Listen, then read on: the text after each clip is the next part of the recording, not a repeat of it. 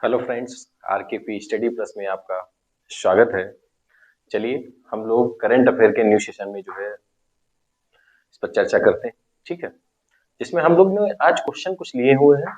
जैसे मान लीजिए 6 7 8 क्वेश्चन हैं जो कि आपके लिए बहुत इंपॉर्टेंट रहेंगे, जिनके बारे में हम एक्सप्लेन करेंगे, पूरा सिस्टमेटिक वे पर एक्सप्लेन करेंगे। ठीक है, तो इसमें जैसे क्या रहेगा कि करंट अफेयर का एक सेशन रहेगा जो कि आपके अभी हाल फिलहाल में जो भी एग्जाम्स लगे हुए हैं तो उनके लिए बहुत ही इंपॉर्टेंट रहेगा। ठीक है, तो हम लोग क्या करते हैं, बिना देरी किए हुए सेशन को स्टार्ट करते हैं। तो जो भी अभी स्टूडेंट सब्सक्राइब नहीं किए हुए चैनल को तो वो सब्सक्राइब कर लें, बेल आइकन को अवश्य प्रेस करें ताकि आपको नोटिफिकेशन हमारा सबसे पहले पहुंच सके। ठीक है दोस्तों, चलिए सबसे पहला चर्चा में क्या है, देखिए क्वेश्चन वही आता है जो चर्चा में होता है। सीधी सी बात है कि जैसे हमारा मतलब है कि आपने नेशनल डेयरी डेवलपमेंट बोर्ड को पढ़ लिया, लेकिन वो आएगा तभी जब आपका वो चर्चा में होगा। ठीक है, यानी आप स्टैटिक पोर्शन को तो पूरा पढ़ते हैं, लेकिन स्टैटिक पोर्शन से क्वेश्चन तब आता है जब वो वर्तमान में डिबेटेबल पार्ट पर हो जाता है या चर्चा में रहता है या कुछ उसने स्पेशल काम किया है, उस कंडीशन में ही वो चर्चा में आता है। तो चलिए हम लोग देखते हैं कि नेशनल डेयरी डेवलपमेंट बोर्ड जो है यह क्यों चर्चा में है। सबसे पहले यही जान लेते हैं। चर्चा में इसलिए है क्योंकि ब्राजील से कुछ स्पर्म कलेक्ट किए गए हैं। जैसे सपोज दैट कि ब्राजील से क्या किया गया है, ये चर्चा में इसलिए है क्योंकि ब्राजील से 40,000, ठीक है 40,000, देखिए स्पर्म कलेक्ट किए गए हैं बुल के, मतलब सांड के। अच्छा, किस प्रजाति के सांड हैं ये, तो थोड़ा समझेंगे कि किस प्रजाति के सांड है। तो इसमें एक बार समझेंगे कि यह गिर और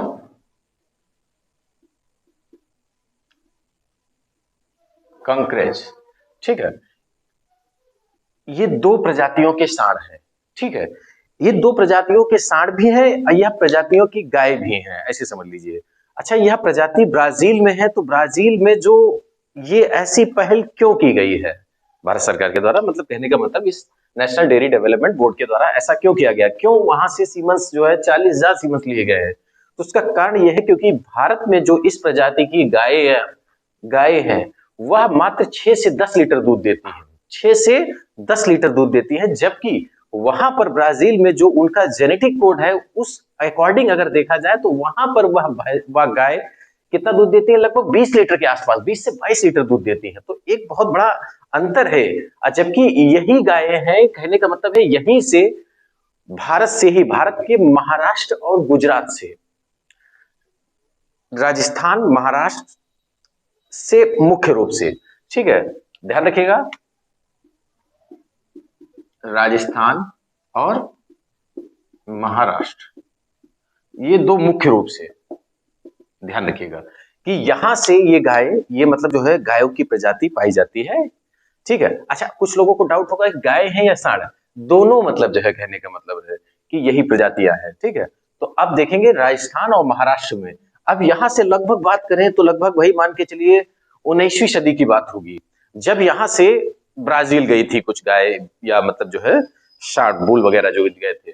तो उस कंडीशन में वहां पर जो फिर धीरे धीरे वहां पर क्लाइमेटिकल इफेक्ट रहा उन पर जो है, और उसके बाद उनमें जो है जेनेटिक अंतर आ गया, और फाइनली क्या हुआ कि वहां पर जो गाय हैं, अब रीजन क्लाइमेटिकल हो सकता है, कुछ भी हो सकता है, आई डोंट नो, लेकिन अंतर आया है कि वहां पर वही जो है यहीं से गई थी वो गाय, और वहां पर वो जो है 20 लीटर दे रही है, यहाँ पर 10 ही लीटर दे रही है, 6 से 10 ही लीटर दे रही है, मतलब ठीक दे रही है लेकिन फिर भी बहुत अच्छा नहीं दे रही है। तो अब इसलिए क्या किया गया है, ये 40,000 सीमंस लिया गया है, मतलब उससे क्या होगा, गर्भाधान कराया जाएगा भारत में गायों को। तो इससे क्या होगा कि इससे जो भारत में गायें हैं वो भी जो है अच्छा दूध दे पाएंगी, तो इसलिए यह पहल की गई है। अब हमारा क्वेश्चन कहां से आएगा, तो एक तो क्वेश्चन आपका गिर और कंकरेज ये क्या है, तो ये आपको ध्यान रखना है, यह गाय की एक प्रजाति है। ठीक है, तो अब ध्यान रखिए गाय या मतलब सांड, ठीक है, तो उस तरीके से ध्यान रखेंगे। अब ये कहां कहां, राजस्थान महाराष्ट्र, ठीक है, ये ध्यान रखेंगे। फिर उसके बाद आपसे क्वेश्चन जो पूछा जाएगा नेशनल डेयरी डेवलपमेंट बोर्ड से पूछा जाएगा। तो अब इसका जैसे देखिए, इसका एक तो हेडक्वार्टर पूछा जा सकता है और एक पूछा जा सकता है कि यह कब स्थापित हुई, नेशनल डेयरी बोर्ड। ठीक है, तो इसमें आप ध्यान रखेंगे कि दोनों आप लिख लेंगे, एक मिनट, आप दोनों लिख लेंगे इसमें जो है कि क्या क्या जो है तो सबसे पहले तो आप ये लिख लेंगे कि डेयरी बोर्ड की स्थापना कब हुई थी? 1965 में नेशनल डेयरी बोर्ड की स्टैब्लिश हुआ है। ये ध्यान रखिए, स्टैब्लिश हुआ है, स्टेबल हुआ है, यानी ध्यान रखेंगे स्थापना हुई थी 1965 में। जो कि इसका हेडक्वार्टर कहाँ है? हेडक्वार्टर कहाँ है? गुजरात में है। ठीक है, गुजरात में। चलिए, गुजरात में है। ठीक है, गुजरात में इसका हेडक्वार्टर है। तो ध्यान रखिएगा कि एक तो जो है इसमें क्या ध्यान रखना है, नेशनल डेयरी डेवलपमेंट बोर्ड में एक तो 1965 में स्थापित हुआ था, हेडक्वार्टर कहाँ है? गुजरात में है। बस इतना याद रखना है। चलिए, अब हम लोग चलते हैं बहुत संक्षिप्त, थोड़ा थोड़ा हल्का हल्का जानकारी लेते हुए आगे क्वेश्चन को। चलिए देखिए, अब देखते हैं कि अब इसको जल्दी जल्दी से नोट डाउन करने वाले नोट डाउन कर लीजिए, इरेज करते हैं फिर। चलिए हम इरेज करते हैं।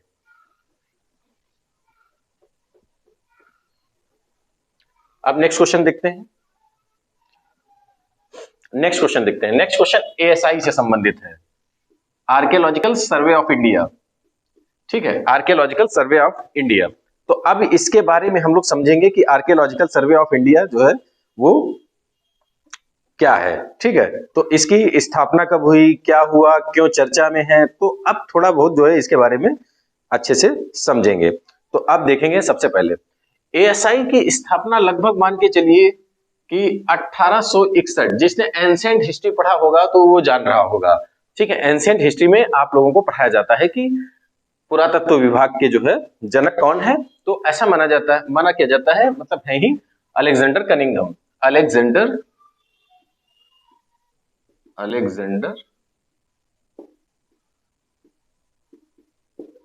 कनिंघम।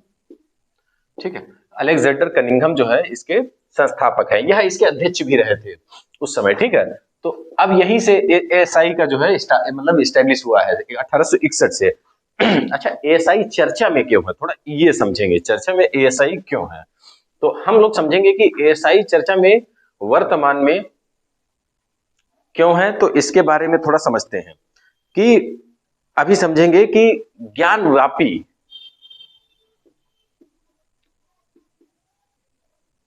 देखिए अभी एक मुद्दा तो अभी सुलझ गया है, जो कि मंदिर वाला था, वो तो मंदिर, भव्य मंदिर श्री राम जी का बन चुका है।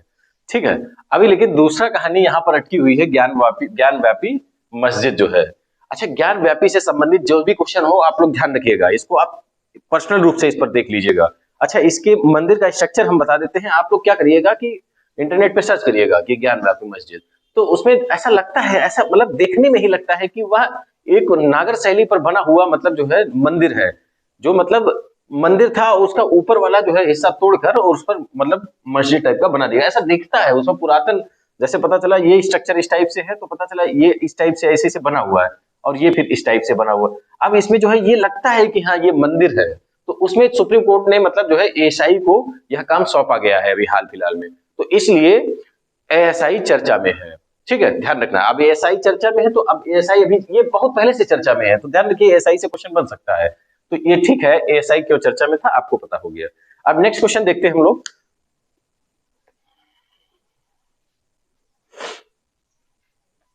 चलिए देखते हैं नेक्स्ट क्वेश्चन।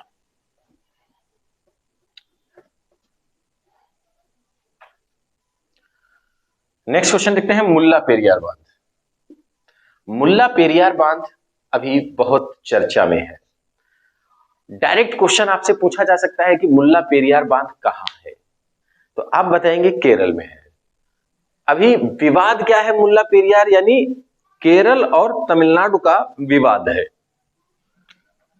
केरल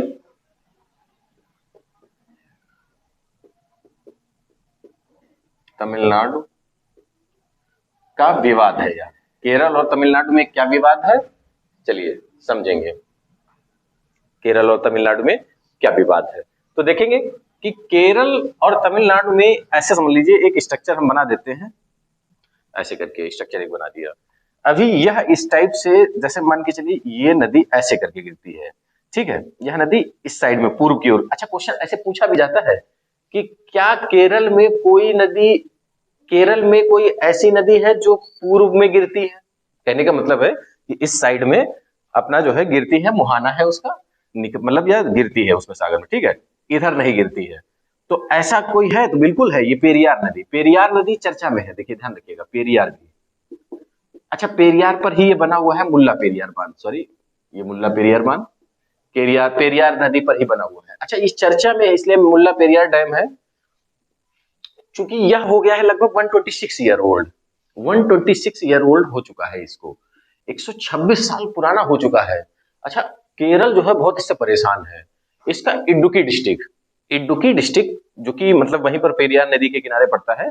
तो अब रीजन क्या है, इडुक्की डिस्ट्रिक्ट में ही पेरियार बांध है, वो सॉरी मुल्ला पेरियार बांध है, ठीक है, बहुत। अब उसमें क्या है कहानी की, जैसे केरल का दावा है कि अभी जल्दी से इसको रिपेयर कर दिया जाए। अच्छा, एक चीज ध्यान रखिएगा, इसको रिपेयर करना और जो भी करने का काम है वो सब तमिलनाडु के पास है, केरल के पास नहीं है यह। तो जो भी रिपेयर होगा या जो भी उसकी मरम्मत वगैरह कराई जाएगी वो सब तमिलनाडु के द्वारा कराई जाएगी, लेकिन इस पर मतलब प्रशासनिक नियंत्रण किसका है? तो आप समझ ले तमिलनाडु का है, लेकिन केरल की सीमा में पड़ता है, तो इसलिए जो है अब केरल क्या कह रहा है कि इसको जल्दी से बनवाइए, क्योंकि यह बहुत पुराना हो चुका है, इसमें मोटे मोटे दरारें पड़ चुकी हैं। अच्छा, इसमें एक पानी की लिमिट बनाई गई, सुप्रीम कोर्ट मैटर पहले भी जा चुका है इसमें, कि सुप्रीम कोर्ट ने कहा है कि इसमें एक लिमिट भर पानी रखिएगा, कि उस लिमिट से ज्यादा तमिलनाडु पानी मतलब रख रहा है। अब उस कंडीशन में क्या है कि जैसे यह बांध टूटने के कारण केरल में तबाही आ जाएगी, तो इस कारण केरल परेशान है और यह चर्चा में है, ठीक है। तो इस तरीके से आपने ये भी समझा कि मुल्ला पेरियार बांध जो है, मुल्ला पेरियार बांध क्यों चर्चा में है और यह किस नदी पर है, इसमें नाम ही से पता चल रहा है मुल्ला पेरियार, ठीक है। तो उससे बात जो है क्लियर हो जाएगा आपका। चलिए ठीक है, 126 ईयर ओल्ड हो चुका है और यह जो है तमिलनाडु और जो है केरल की सीमा पर ही लगभग, ऐसे समझ लीजिए ये नदी है, तो ये पूरा जो है इस तरीके से यहीं पर आपका जो है मान लीजिए तमिलनाडु है, तो यहाँ पर आपका जो है ये है, ठीक है। तो इस तरीके से क्लियर हुआ आपको। चलिए अब नेक्स्ट क्वेश्चन पर आते हैं, जल्दी से नोट डाउन करने वाले इसमें क्या ही नोट डाउन करेंगे। चलिए, अच्छा, इसमें ये जो है ये वाला क्वेश्चन चौथा, इसमें बस आप एक चीज ध्यान रखेंगे कि जो ये नाम है A23A, ये अति आवश्यक है, अति इंपॉर्टेंट है। तो इसमें देखेंगे कि A23A ऐसे करके डायरेक्ट क्वेश्चन आपसे पूछा जाएगा कि क्या है ये, तो आप बताएंगे यह आइसबर्ग है, यह विश्व का सबसे बड़ा आइसबर्ग है, विश्व का सबसे बड़ा आइसबर्ग। तो ध्यान रखेंगे, विश्व का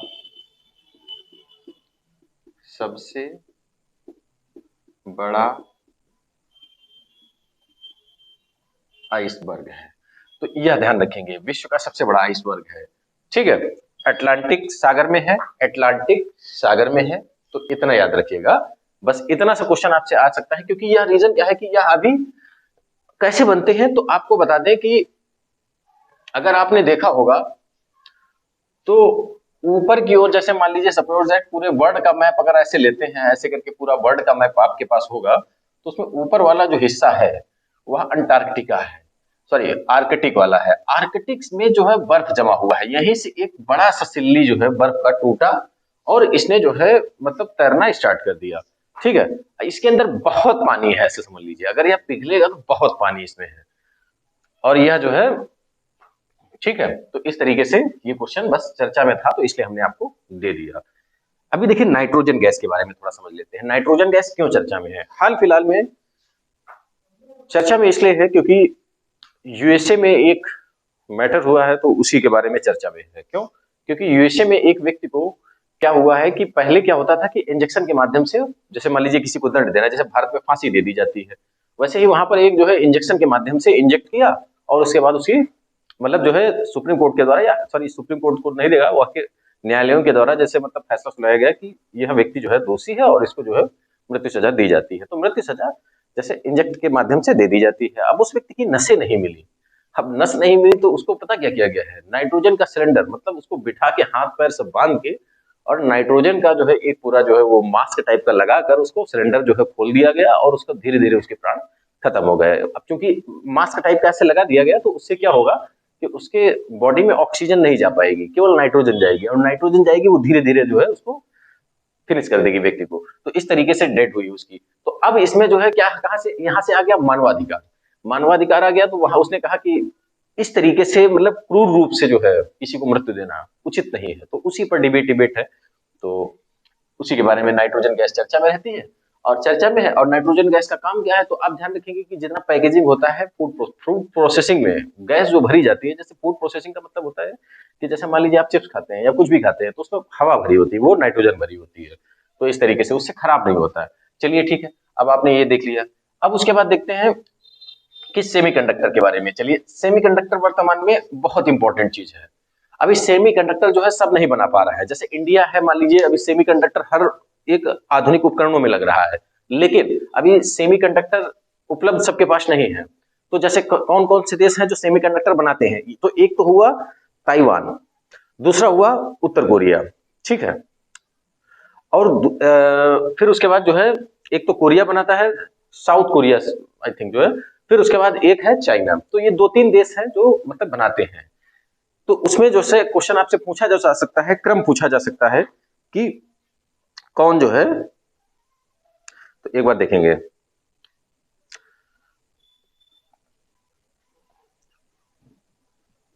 चलिए सेमीकंडक्टर के बारे में देखते हैं। Taiwan, south Korea, south Korea, ठीक है, क्लियर करके लिख देते हैं।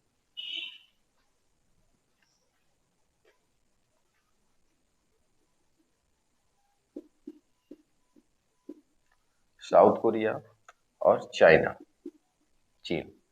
तो ये देश मतलब एक क्रम है, ये सबसे ज्यादा ये बनाता है, दूसरे नंबर पर ये, तीसरे नंबर पर ये, फर्स्ट सेकंड थर्ड। तो ये ध्यान रखिएगा, ये क्वेश्चन पूछ सकता है कि सेमीकंडक्टर बनाने वाला प्रथम देश कौन सा है, मतलब कौन सा देश सबसे ज्यादा सेमीकंडक्टर प्रोड्यूस करता है। तो ये ध्यान रखिएगा, ताइवान है, फिर साउथ कोरिया है, फिर चीन है, इस तरीके से ये इसलिए चर्चा में था सेमीकंडक्टर। सेमीकंडक्टर तो चर्चा में बना ही रहता है, तो इसलिए आप ध्यान रखेंगे इसके बारे में ये सब चीजें। ठीक है, अब हम लोग चलते हैं, बहुत बड़ा टॉपिक है हम लोगों का अगला, जिस पर हम लोग चलते हैं, जिससे क्वेश्चन मतलब भर आता है। चलिए हम लोग भी इसको इरेज करते हैं।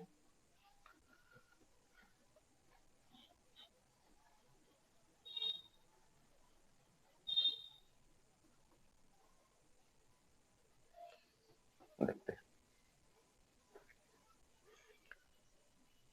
ये गैलेंट्री अवार्ड के बारे में हम लोग समझते हैं। ये देखिए, गैलेंट्री अवार्ड टू टाइप से होते हैं। कौन कौन सा टाइप होता है गैलेंट्री अवार्ड? गैलेंट्री अवार्ड जो होता है, एक तो पीस टाइम, एक वॉर टाइम गैलेंट्री अवार्ड होते हैं। तो ध्यान रखेंगे, एक हो गया आपका पीस टाइम गैलेंट्री अवार्ड, ठीक है, गैलेंट्री अवार्ड। और एक हो गया वॉर टाइम गैलेंट्री अवार्ड। तो ये दो तरीके के अवार्ड होते हैं, ठीक है। अब यह दोनों प्रकार के जो अवार्ड होते हैं या रिवॉर्ड होते हैं, यह दोनों प्रकार के अवार्ड्स दिए जाते हैं सेना को। अब ये सिविलियंस को नहीं दिया जाता है। सिविलियंस को कौन सा दिया जाता है, तो आप ध्यान रखेंगे पद्मा अवार्ड, ठीक है, भारत रत्न अवार्ड, ये सिविलियंस को दिए जाते हैं। लेकिन यहां पर पीस टाइम और वॉर टाइम गैलेंट्री अवार्ड जो होते हैं वह दिए जाते हैं सेना को। सेना में ही व्यक्ति जो होते हैं, मेजर जनरल या कोई व्यक्ति हो सकता है सेना का ही, तो उनको दिए जाते हैं ये। तो अब ध्यान रखेंगे कि इसमें पीस टाइम में सबसे पहले देखेंगे कौन कौन से आते हैं। अशोक चक्र, अशोक चक्र, ठीक है, सूर्य चक्र, सूर्य चक्र, और उसके बाद कौन कौन से हो गए, और कीर्ति चक्र, कीर्ति चक्र। तो ये तीन, फर्स्ट सेकंड थर्ड, ये तीन अवार्ड दिए जाते हैं पीस टाइम में। अच्छा, वॉर टाइम में कौन कौन से अवार्ड्स दिए जाते हैं, तो ये ध्यान रखेंगे। वॉर टाइम में, वॉर टाइम में परमवीर चक्र, महावीर चक्र और वीर चक्र। परमवीर, महावीर और वीर चक्र, ठीक है, वीर चक्र।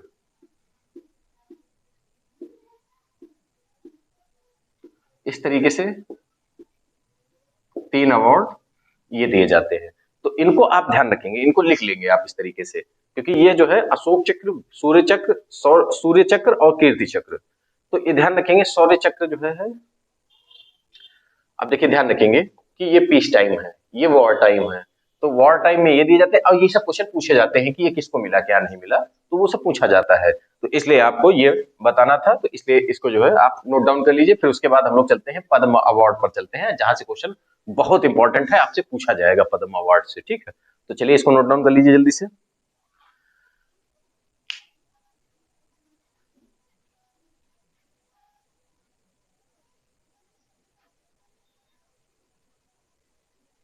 चलिए हम इरेज करते हैं।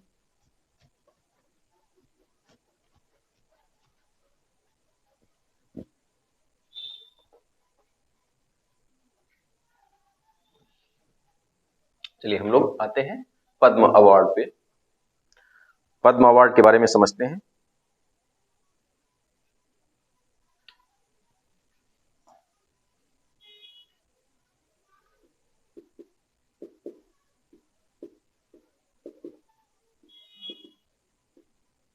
पद्म अवार्ड, पद्म अवार्ड के बारे में समझते हैं। पद्म अवार्ड 3 प्रकार के होते हैं। पहला होता है पद्म विभूषण, दूसरा होता है पद्म भूषण, तीसरा होता है पद्म श्री। ठीक है, ये 3 प्रकार के अवार्ड होते हैं। सबसे बड़ा भारत का अवार्ड कौन सा है? भारत रत्न है। भारत रत्न अभी हाल ही में दिया गया है। तो आपको अगर देखना है कि वह जो है उस पर जैसे क्या है कि जो हमने अभी टेलीग्राम पर यह डाला हुआ है। अच्छा, सभी लोग टेलीग्राम के ग्रुप से जुड़ेंगे, तो टेलीग्राम ग्रुप क्या है? RKP स्टडी PLUS, जो आपका YouTube चैनल है उसी नाम से RKP स्टडी प्लस नाम से टेलीग्राम ग्रुप है, जो आपके लिए अति आवश्यक है। उस पर हमने अभी क्विज टाइप का सेशन डाला हुआ है। आज कुछ क्वेश्चंस अपलोड किए थे, तो उसमें आपका भारत रत्न है, ठीक है, अर्धसैनिक बल के बारे में आज थोड़ा बताया था, तो और चीजें बताई थी, तो उसमें जो है आप चीजें देख सकते हैं। करंट अफेयर उस पर भी अपलोड होता रहता है। तो आप लोग जो है RKP स्टडी प्लस टेलीग्राम को जो है, टेलीग्राम जो है ग्रुप है उस पर जो है ज्वाइन हो लें, ताकि आपको और आसानी रहेगी। तो पहला कौन सा अवार्ड हुआ सबसे बड़ा? भारत रत्न। और दूसरा कौन सा है? पद्म विभूषण। तीसरा ये है, चौथा यह है। इस तरीके से ध्यान रखिएगा। तो आप इसमें याद क्या रखेंगे? पद्म विभूषण, जो कि 5 लोगों को दिया गया है। यह कितने लोगों को दिया गया है? यह 17 लोगों को दिया गया है। और यह कितने लोगों को दिया गया है? 110 लोगों को दिया गया है। इस तरीके से इसको नोट डाउन करिए, जल्दी से इसको नोट डाउन कर लीजिए। 110 लोगों को दिया गया है। ठीक है, तो अब आपको याद क्या करना है वो हम आपको बता देते हैं कि जैसे इससे क्वेश्चन जो आएगा वो कहां से आएगा। तो या तो देखिए, आपका ज्यादा मोस्ट प्रोबेबिलिटी जो है आपकी वो ये 5 जो कि यहां पर हमने मेंशन कर दिए हैं। तो देखिए, वेंकैया नायडू पूर्व उपराष्ट्रपति हैं, आंध्र प्रदेश से निवास करते हैं, और उसके बाद इनको मिला है। फिर उसके बाद चिरंजीवी जो कि एक्टर है, इनको मिला है, ये भी आंध्र प्रदेश के हैं। वैजंती माला, ये भी एक्ट्रेस हैं और तमिलनाडु की हैं, तो इनको भी मिला है। और पद्म सुब्रमण्यम, ये भरतनाट्यम जो है करती हैं, तो इनको भी मिला है। ठीक है, ये तमिलनाडु से हैं। फिर उसके बाद जो है विंध्यश्री पाठक के बारे में थोड़ा समझेंगे कि यह जो है मरणोपरांत इनको मिला हुआ है। तो आप एक चीज ध्यान रखेंगे कि यह तीनों अवार्ड मरणोपरांत भी मिलते हैं। तो इतना आपको याद रहेगा कि मरणोपरांत भी यह एक जो है अवार्ड दिया जाता है। तो आप ध्यान रखेंगे कि विंध्यश्री पाठक, यह जो है, जो आपने सुलभ शौचालय आप देखते हैं, यह इन्हीं की देन है। यह बिहार के हैं, तो इसलिए जो है ये बहुत इंपॉर्टेंट है, ऐसे समझ लीजिए। तो ये 5 नाम आपको याद होने चाहिए, 5 नाम, इसलिए इसको लिख दिया हमने है, और आपका जो है समय ना ज्यादा गड़बड़ हो। तो आप इसको नोट डाउन करेंगे, इस वाले जो है ये 5 लोगों को नोट डाउन कर लीजिएगा। अच्छा, इसमें पद्म विभूषण में जो है, भूषण में इसमें मिथुन चक्रवर्ती और जो है जो भी है मतलब वो सब जो है इसमें है, तो उनको आप एक बार हम पीडीएफ डाल देंगे आपके टेलीग्राम ग्रुप पे। तो टेलीग्राम ग्रुप पे डाल देंगे तो आप विजिट कर लीजिएगा उसमें। 17 ये विजिट कर लीजिएगा, और उसमें पद्म श्री में तो आप जो है बस इतना याद कर लीजिए कि 110 लोगों ने इसमें मिला है, 110 लोगों को, और इसमें बस इतना ही आप जो है अब इच्छा हो तो विजिट कर लीजिएगा 110 पे, नहीं तो जरूरत नहीं है। लेकिन 17 वाला विजिट जरूर कर लीजिएगा, क्योंकि उससे क्वेश्चन पूछा जा सकता है, पॉसिबिलिटी है। सॉरी। तो इस तरीके से ये जो है पद्म विभूषण और पद्म भूषण और पद्म श्री जो है रिवॉर्ड्स अवार्ड्स दिए गए हैं। अच्छा, बिंदेश्वरी पाठक को सोशल वर्कर के लिए दिया गया है, इसमें लिखा हुआ है, ये देखिए लिखा हुआ है सोशल वर्क। ठीक है, सोशल वर्क के लिए दिया गया हुआ है। चलिए ठीक है, तो और इसमें जो है इंपॉर्टेंट क्या है अब। अच्छा, इसमें थोड़ा और इस पे जाते हैं कि यह स्टार्ट कब हुआ था अवार्ड। तो 1954 में स्टार्ट हुआ था यह। इस पर जो डिबेट रही थी, वो डिबेट कभी लेक्चर जो है एक्सपेंड करने की इच्छा हुई तो उसमें बताएंगे आपको कि यह पहले टाइटल वर्सेस अवार्ड्स मतलब जो है एक पूरा डिबेट है, तो जरूरत नहीं है वर्तमान में आपको, तो इसलिए जो है ये आप याद रखेंगे 1954 में यह 54 से दिया जा रहा है। उसी समय से लगभग भारत रत्न भी दिया जा रहा है। और यह अवार्ड कुछ समय के लिए प्रतिबंधित भी रहा है। तो क्वेश्चन आपसे कूट में अगर पूछेगा तो यह पूछेगा कि यह अवार्ड कभी बैन नहीं हुआ, जबकि ऐसा नहीं है, यह 2 बार बैन हुआ है। तो आप ध्यान रखेंगे कौन कौन से समय में यह बैन हुआ है, तो आप ध्यान रखेंगे एक तो 1987 में बैन हुआ है, 1977 में, ठीक है, और फिर एक 1992 में। देखिए यह 1977 से 1979 तक बैन रहा है, और यह भी 2 साल के लिए बैन रहा है। तो इस तरीके से मतलब प्रतिबंधित रहे हैं ये दो जो है, दो मतलब 2 बार प्रतिबंधित रहे हैं। तो इनको आप जानकारी इनके बारे में होनी चाहिए आपको, जो है ये भी आपको क्लियर हुआ। ठीक है, जब अच्छा एक चीज और समझेंगे कि मरणोपरांत कितने व्यक्तियों को मिला है। तो मरणोपरांत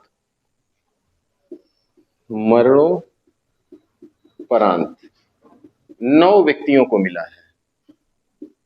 ठीक है, मरणोपरांत 9 व्यक्तियों, क्योंकि एक तो व्यक्ति यहीं पर हो गए, तो मरणोपरांत कितने व्यक्तियों को, ये भी आप जो है इसको कहीं पर नोट डाउन कर लीजिएगा कि मरणोपरांत कितने व्यक्तियों को मिला है। 9 व्यक्तियों को मरणोपरांत मिला हुआ है यह अवार्ड, पद्म अवार्ड। तो अब इस तरीके से आपके जो है मतलब भर क्वेश्चन हो चुके हैं। ठीक है, और चलिए ठीक है, और आपको ये तो पता ही होगा कि यह सिविलियन अवार्ड है, यह सभी को दिया जा सकता है। सभी का मतलब है कि किसी भी स्पेसिफिक क्षेत्र में यदि आपने कुछ योगदान किया है भारत के लिए, तो उस कंडीशन में आपको यह अवार्ड्स दिए जा सकते हैं। तो चलिए दोस्तों, ठीक है, बाय बाय दोस्तों, आज की क्लास यहीं पर समाप्त करते हैं। Bye bye.